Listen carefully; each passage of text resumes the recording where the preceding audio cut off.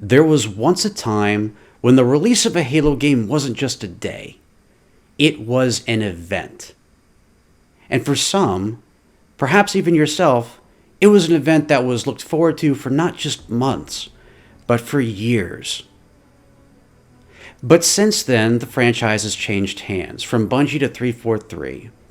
Time has passed, and we have began seeing those numbers start to dwindle.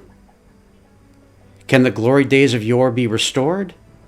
Or are they forever left in the dust?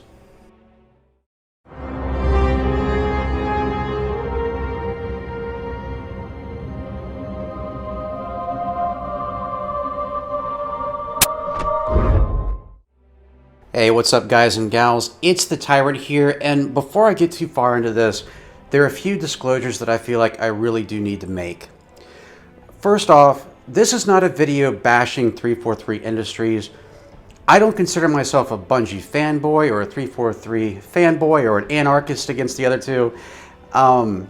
Quite simply put, this is just information that I've gathered and things that I truly believe that are in between those lines.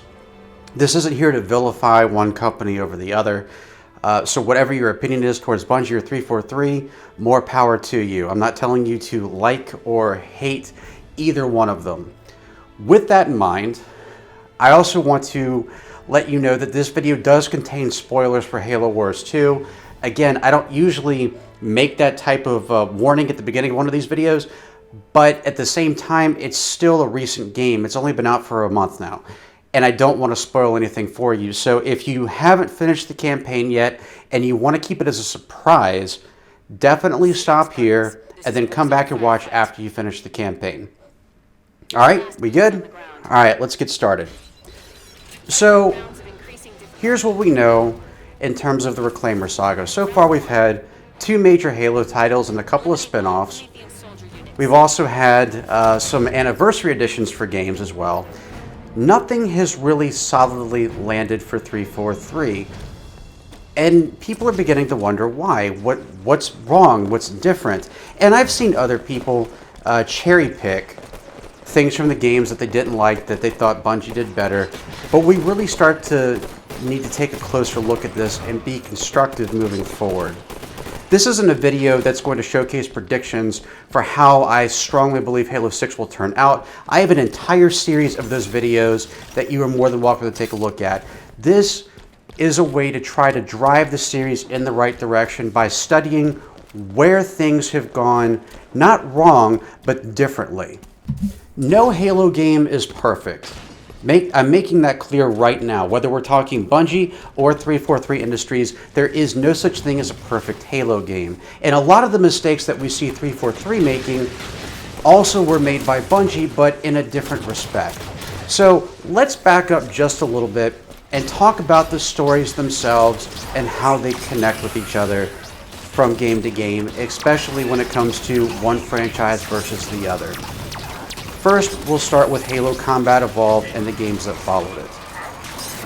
When you played a Bungie game, more specifically a Bungie Halo game, because I still haven't played the Marathon series yet, unfortunately. I'm getting around to it, just haven't gotten there yet. But when you play a Bungie game, you can play Halo Combat Evolved, you can play Halo 2, you can play Halo 3, and even though there are gaps between the stories and there are things that don't necessarily make a lot of sense, you don't always feel like you have to do a lot of extra research just for things to come together for you. You sort of can take most of what they do at face value.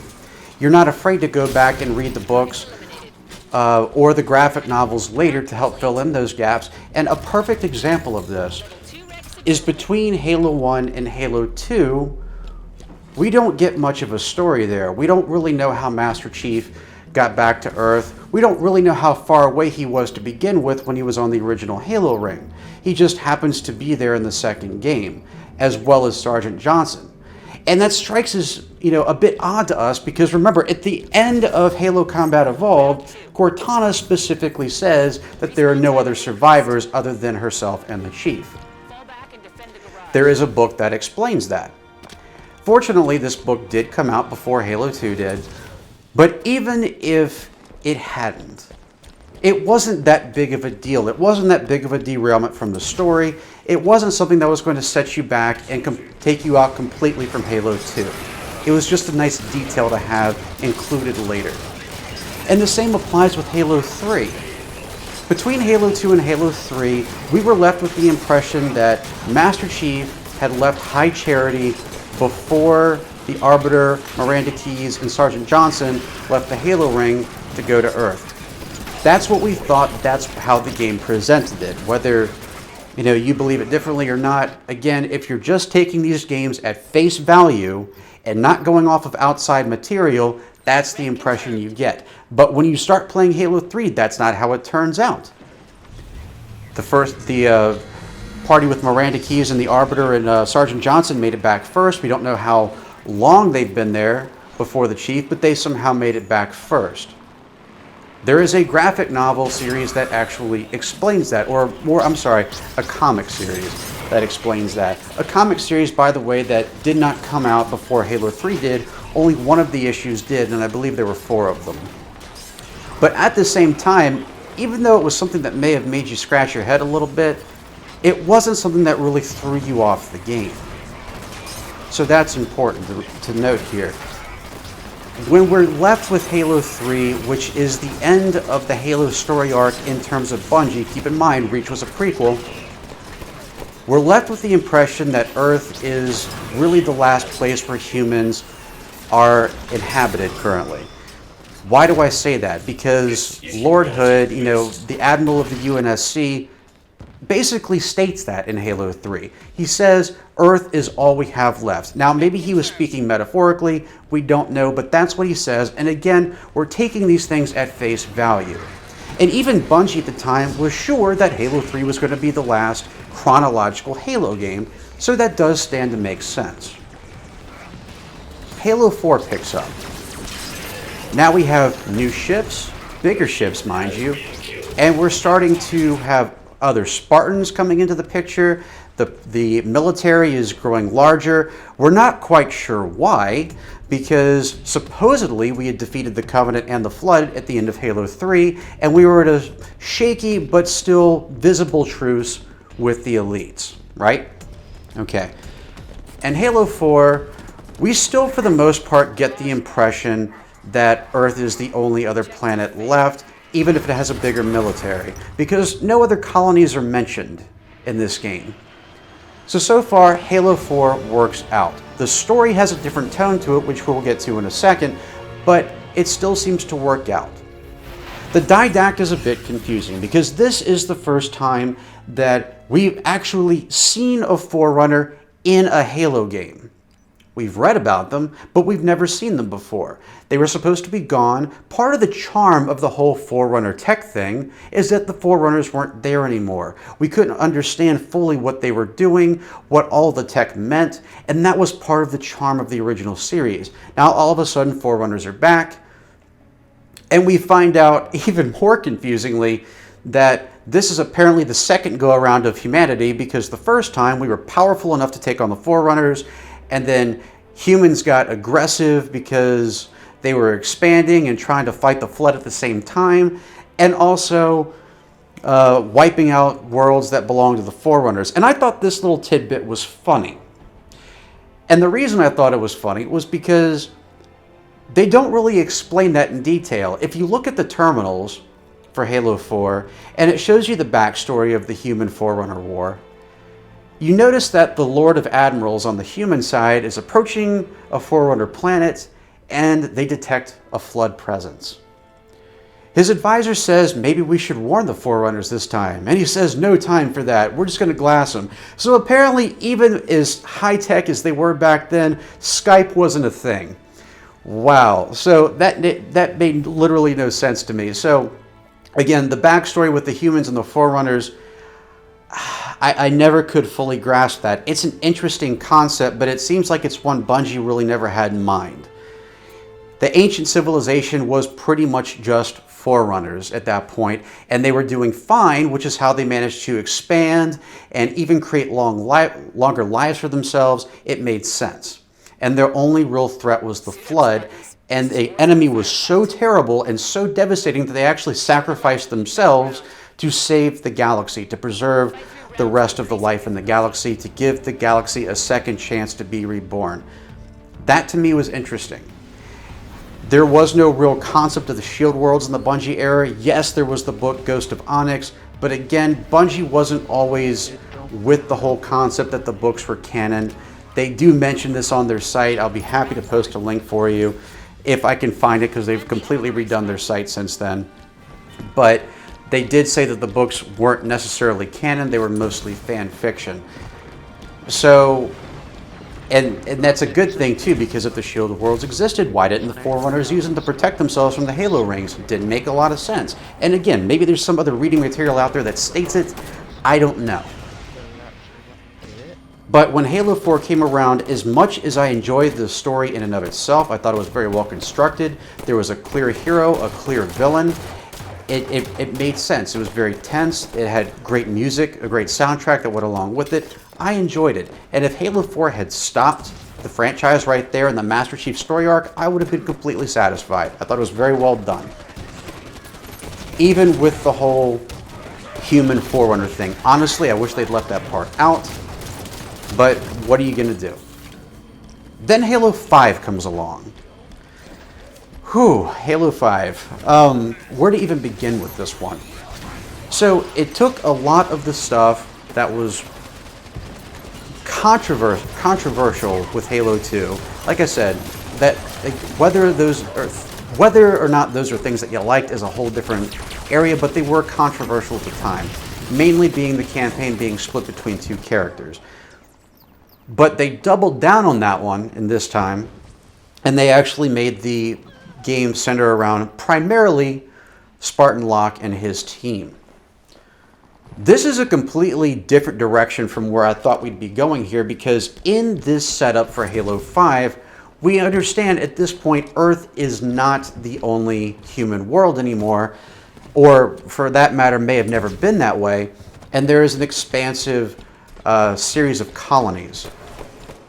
And this really kind of threw me off, because keep in mind, Halo 3 and Halo 4 only take place 4 years apart. So the odds of the UNSC being able to colonize multiple worlds in that 4 years, instead of a nice defense grid and really soup up their military after the war that they had fought against the Covenant, doesn't seem likely, especially since the elites really weren't there to help them. They just kind of went their separate ways, or at least that's the way the story sort of implies. So in Halo 5, we've gone from Earth as a standalone, human world, and they're going to have to take time to rebuild, to, wow, okay, humanity's back out there again, spiraling out there, if you will, sort of like the Flood. And so they're expanding.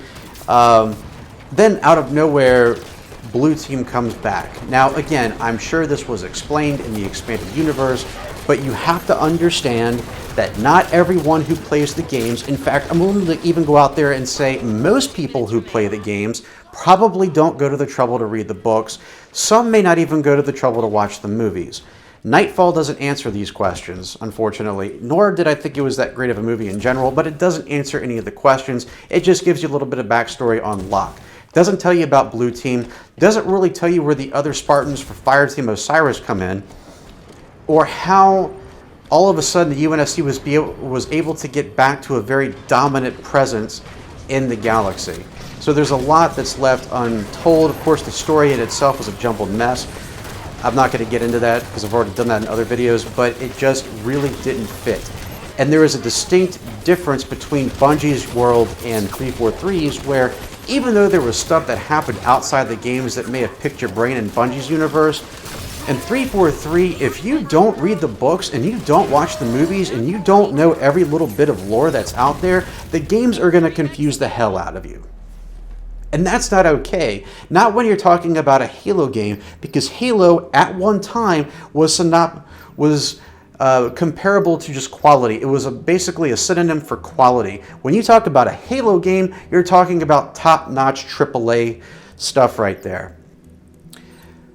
So now we need to talk about story style and structure, because this has changed greatly as well. When you look at Bungie's Halo universe, none of the games were really the same. I'm not making this up. If you go back and you look at them, each game had its own tone, its own theme to it. In the original Halo Combat Evolved, you were on this ring world. It was a pretty straightforward story. Your ship is being attacked by evil aliens. You land on an installation that was built by ancient aliens that aren't even around anymore, and then you unleash even more parasitic evil aliens. So you have two races of aliens that you're terrified of, and one that's just mysterious.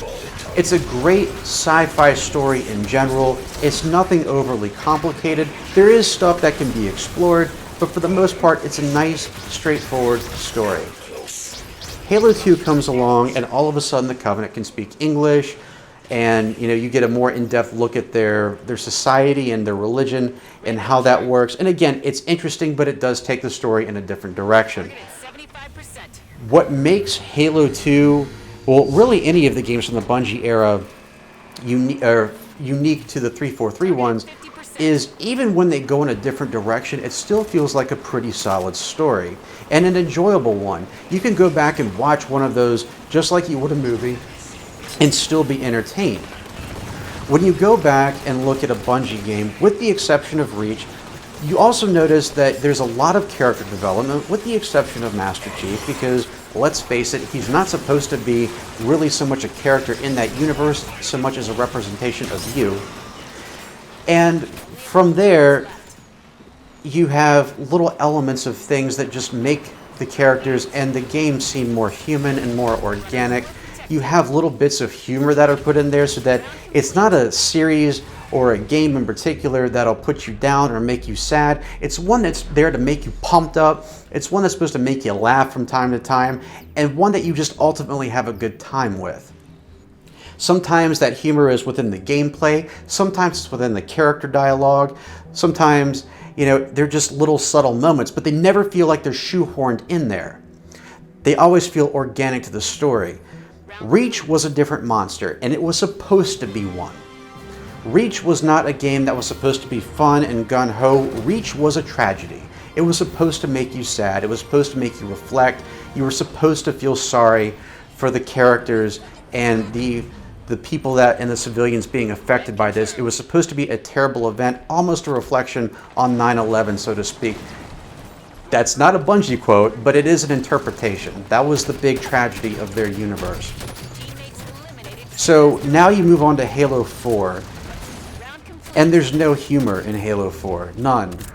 It's another tragedy. It's a game that really does make you sad because you're watching one of your favorite characters slowly die as the game goes on. It's a depressing thing to watch. You do not walk away from this game feeling happy.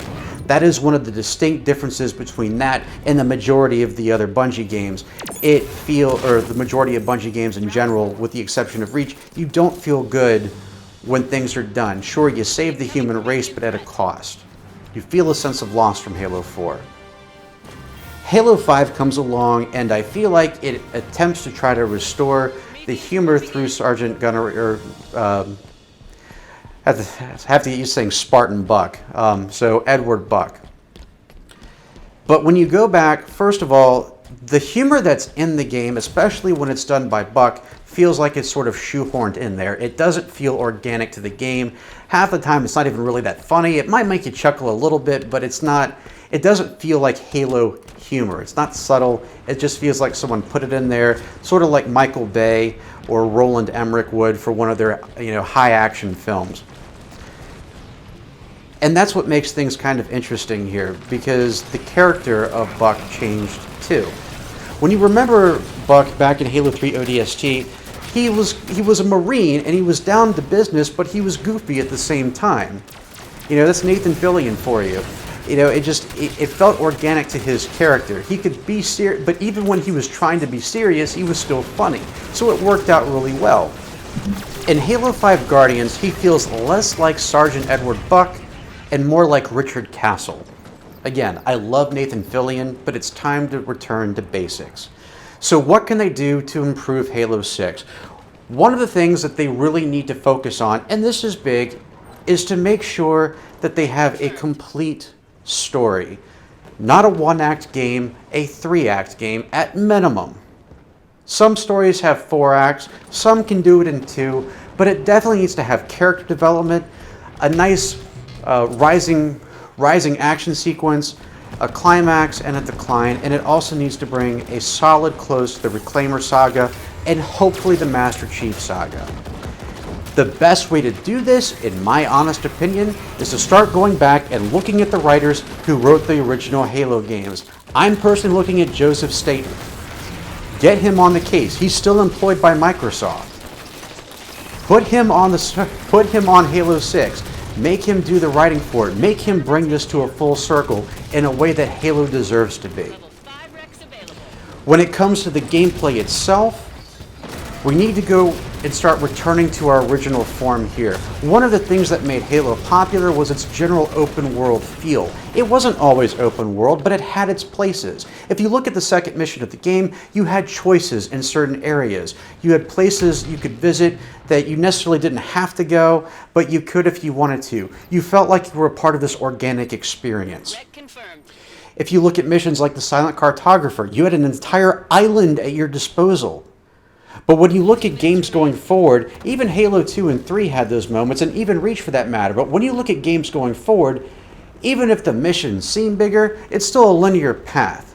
It's still a hallway, it's just a bigger hallway.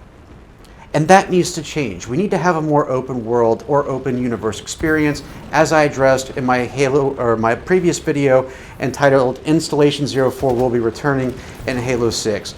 That does need to happen, or something similar to it. It needs to be more organic, and it needs to have a general Halo flow to it. But one thing that is extremely important, and this I cannot emphasize enough, when Bungie released Halo games, you always felt like you had a full Halo game. They may add things later, but you never felt like you were missing out on anything. And when 343 took over, they started strong with their adjustments to Reach and with Halo Anniversary. But when it came to actually doing a full game themselves, they fell a little short. Originally, they took out 4-player co-op. I believe it's available in Master Chief Collection. I haven't tried it yet, but originally it was 2-player. Also, you didn't have the choices of being able to customize your Spartan in campaign anymore. Again, that's a minor thing, but still, it's there. You took out theater mode for campaign. You took away firefight mode. You replaced it with Spartan Ops, which was fun, and it was like firefight with objectives, but still, you took something away from the game, and that's not what you're supposed to do. Halo 5 took that a step further. They took away split screen, which fortunately has been confirmed will come back, so they admitted that was a mistake. So good on them for that. But Halo 5 really fell short in a number of areas, not just because of the storyline of the campaign, and even though I was really happy with the mechanical changes they made to it and hope that carries over into Halo 6 in a number of ways, they still felt like they released half a game. Remember, when Halo 5 came out, there was no firefight mode. You had a few multiplayer modes to choose from, but not much, and you had a lackluster campaign. They took out the speedrunners leaderboards as well. You know, there was a lot that was missing that was traditionally there, and it felt like this was not 3 years well spent on a Halo game. You went from a Halo game being a work of art and a Master Chief in the eyes of Bungie to being on a manufacturing line, spitting out as many Halo games as you could. And we've seen this. In 2012, 2011, they released Halo Anniversary. In 2012, it was Halo 4. In 2013, it was Spartan Assault. In 2014, it was Master Chief Collection. In 2015, they doubled down and released Spartan Strike, as well as Halo 5 Guardians. You guys need to give yourselves room to breathe, step back, and take your time. Make the game better. Don't make more games. Quality is always better than quantity, especially when you're talking about a series that has been known for its quality. Halo Wars 2 came out, and I've still got mixed feelings about this. I like the game as a whole. If you saw my review for it, I gave it essentially 4 out of 6 stars, so it's fine, but it still came out really, really buggy. And I had to go and look at other sites' reviews for it to make sure it wasn't just me. I checked out GameSpot, IGN, I checked out a few others, and yes, this was something that a lot of other people experience. And I get that not every game is perfect when it first comes out. I understand that. Nothing ever is. But that's a pretty big deal. When you have bugs to the point where you can't play missions, where you can't even load the game up, that's a big deal, especially when you're talking about a Halo game. Again, a title people usually associate with when it comes to quality. So when you do things like this, it takes away the trust from the community. Halo 6, all I can tell you at this point is the way you make it great is to take your time, look at what made it great to begin with, and don't take things away, don't make too many radical changes to it, just build on the perfect experience, the experience that already brought people in. Do not alienate your fans, do not alienate your supporters, and do not alienate the classic ways of the franchise. Embrace them. You can look towards the future, but still hold on to the past at the same time. So that is my official stance on the state of the current Halo universe and how the 343 Halo games relate to the ones made by Bungie. I know that was a bit long-winded, guys, so I really do appreciate you standing by and watching and listening as well. I'm hoping if 343 can take some of these tips to heart and apply them to their future Halo title, we can finally have a masterpiece and revive Halo and make it something exciting again. So thanks so much for watching, guys and gals. I really do hope you enjoyed this video. Let me know your thoughts and opinions on the current state of the franchise, what you think about 343 versus Bungie. If you could change anything from 343's games and add something from the Bungie universe, what would it be, or vice versa? You can let me know in the comments below, or you can hit me up on both Facebook and Twitter. Links to my social media accounts can be found in the description below this video. And if you liked it, please share it with your friends, or if you hated it, troll the hell out of them and send it to their inbox anyway. I really do appreciate you guys watching. If you did like this video, please hit that subscribe button for more video game related content every Monday, Wednesday, and Friday. I'll have Q&As every single Saturday. I'll be trying to also set up community playdates as well to coincide with that. And I'll also be doing my Sunday Fun Day events. Again, thanks so much for watching, guys and gals. I'll see you right back here next time. And as always, I'm the Tyrant, signing off.